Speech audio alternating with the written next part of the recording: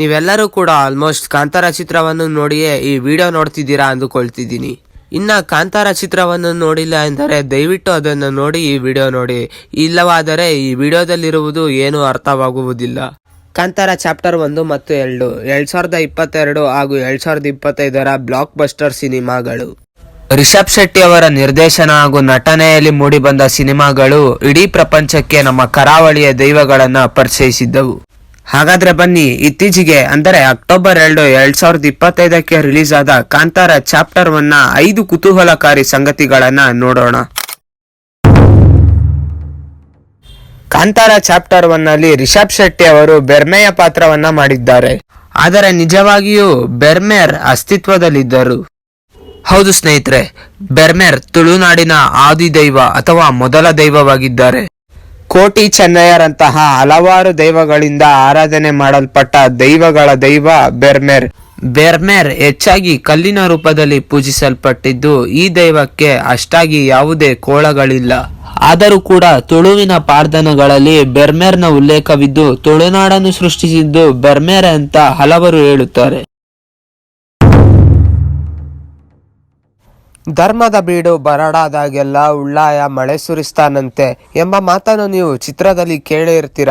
ಅದರಂತೆ ಉಳ್ಳಾಯ ಎಂಬ ಪದವು ಕಾಂತಾರ ಚಿತ್ರದಲ್ಲಿ ಹಲವಾರು ಬಾರಿ ಉಪಯೋಗಿಸಲ್ಪಟ್ಟಿದೆ. ಹಾಗಾದರೆ ಬನ್ನಿ ಉಳ್ಳಾಯನ ನಿಜ ರೂಪವನ್ನ ತಿಳಿಯೋಣ. ಸ್ನೇಹಿತರೆ, ಬೆರ್ಮೆಯಂತೆಯೇ ಉಳ್ಳಾಯ ಕೂಡ ಒಂದು ದೈವವಾಗಿದೆ.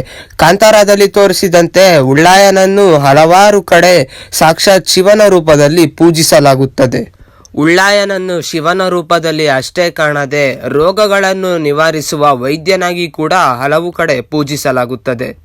ಹೀಗೆ ಉಳ್ಳಾಯ ಕೂಡ ತುಳುನಾಡಿನ ದೈವಗಳ ಮಧ್ಯೆ ಪ್ರಮುಖರೆನಿಸಿದ್ದಾರೆ. ಸ್ನೇಹಿತರೆ, ರಿಷಬ್ ಶೆಟ್ಟಿ ಅವರು ಕಾಂತಾರ ಚಿತ್ರದಲ್ಲಿ ಬೆರ್ಮೆಯೊಂದಿಗೆ ಮೈಕಾರನ ಪಾತ್ರಕ್ಕೂ ಕೂಡ ಬಣ್ಣ ಹಚ್ಚಿದ್ದಾರೆ. ಸ್ನೇಹಿತರೆ, ನೀವು ಕಾಂತಾರ ಚಿತ್ರ ನೋಡುವಾಗ ಸೂಕ್ಷ್ಮವಾಗಿ ಗಮನಿಸಿದರೆ ಇಡೀ ಕತೆಗೆ ಮೈಕಾರನೇ ಬುನಾದಿ ಹಾಕಿ ಕೊಟ್ಟಿದ್ದಾನೆ. ದುಷ್ಟಶಕ್ತಿಗಳಿಗೆ ತಕ್ಕ ಪಾಠ ಕಲಿಸುವಂತೆ ಮೈಕಾರನನ್ನು ಕಾಂತಾರದಲ್ಲಿ ತೋರಿಸಲಾಗಿದೆ. ಸ್ನೇಹಿತರೆ, ಆದರೆ ಕೆಲವೊಬ್ಬರು ಮೈಕಾರನನ್ನು ಕಾಡನ್ನು ಸಂರಕ್ಷಿಸುವ ಶಕ್ತಿಯಾಗಿ ಅಷ್ಟೇ ಕಾಣದೆ ತುಳುನಾಡಿನ ದೈವಗಳಲ್ಲಿ ಒಂದಾದ ಕೊರಗಜ್ಜ ಎನ್ನುತ್ತಾರೆ. ಸ್ನೇಹಿತರೆ, ಕಾಂತಾರ ಚಿತ್ರದ ಕ್ಲೈಮ್ಯಾಕ್ಸ್ ನಲ್ಲಿ ಈ ಭೀಕರವಾಗಿ ಕಾಣಿಸುವಂತಹ ಬ್ರಹ್ಮ ರಾಕ್ಷಸನನ್ನು ನೀವು ನೋಡಿದ್ದೀರಾ. ಈ ಬ್ರಹ್ಮ ರಾಕ್ಷಸನ ಕುರಿತು ಚಿತ್ರದ ಮಧ್ಯದಲ್ಲಿ ರಿಷಬ್ ಶೆಟ್ಟಿ ಅವರು ಒಂದು ಕಥೆಯನ್ನು ಹೇಳುತ್ತಾರೆ. ಆದ್ರೆ ಸ್ನೇಹಿತರೆ, ಕೆಲವೊಬ್ರು ಇದನ್ನ ಬ್ರಹ್ಮ ರಾಕ್ಷಸ ಅಂತ ನಮ್ದೇ ಈಶ್ವರನ ವಾಹನ ನಂದಿ ಎನ್ನುತ್ತಾರೆ. ಸ್ನೇಹಿತರೆ, ಹಾಗಾದ್ರೆ ನಿಜವಾದ ಬ್ರಹ್ಮ ರಾಕ್ಷಸನ ಬಗ್ಗೆ ಹೇಳಬೇಕಾದರೆ ವಿದ್ಯಾವಂತ ಬ್ರಾಹ್ಮಣನೊಬ್ಬನು ದುಷ್ಟ ಕಾರ್ಯ ಮಾಡಲು ಹೋಗಿ ತನ್ನ ಪ್ರಾಣ ಕಳೆದುಕೊಂಡ ನಂತರ ಬ್ರಹ್ಮ ರಾಕ್ಷಸನಾಗುತ್ತಾನೆ.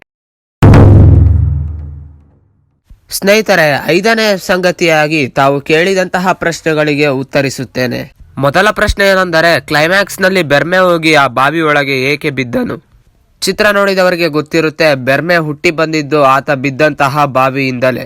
ಹಾಗೆ ಚಿತ್ರದಲ್ಲಿ ನೀವು ಇನ್ನ ಡೀಪ್ ಆಗಿ ಅಬ್ಸರ್ವ್ ಮಾಡಿದ್ರೆ ಗೊತ್ತಾಗುತ್ತೆ, ಎಲ್ಲಾ ದೈವಗಳು ಹುಟ್ಟೋದು ಆ ಬಾವಿಯಿಂದಲೇ. ಅಂದರೆ ಆ ಬಾವಿ ದೈವಗಳ ಮೂಲಸ್ಥಾನ.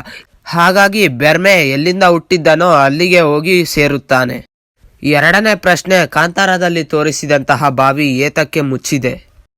ಸ್ನೇಹಿತರೆ, ಕಾಂತಾರ ಚಿತ್ರದ ಕ್ಲೈಮ್ಯಾಕ್ಸ್ ನಲ್ಲಿ ಹೇಳಿದಂತೆ ಕಾಂತಾರ ಚಿತ್ರದಲ್ಲಿ ತೋರಿಸಿದ ಬಾವಿ ಮುಚ್ಚಿದ ಕಾರಣವನ್ನು ಕಾಂತಾರದ ಮುಂದಿನ ಸಿನಿಮಾದಲ್ಲಿ ತೋರಿಸಲಾಗುತ್ತದೆ. ಹಾಗಾಗಿ ಅದ್ರ ಬಗ್ಗೆ ಹೇಳೋಕೆ ನನಗೆ ಇನ್ನೇನು ಉಳಿದಿಲ್ಲ. ಸ್ನೇಹಿತರೆ, ಇದಾಗಿತ್ತು ಇವತ್ತಿನ ವಿಡಿಯೋ. ಮುಂದೊಂದು ವಿಡಿಯೋದಲ್ಲಿ ಮತ್ತೊಂದು ಐತಿಹಾಸಿಕ ಮಾಹಿತಿಯೊಂದಿಗೆ ನಿಮ್ಮ ಮುಂದೆ ಬರ್ತೀನಿ. ಧನ್ಯವಾದಗಳು.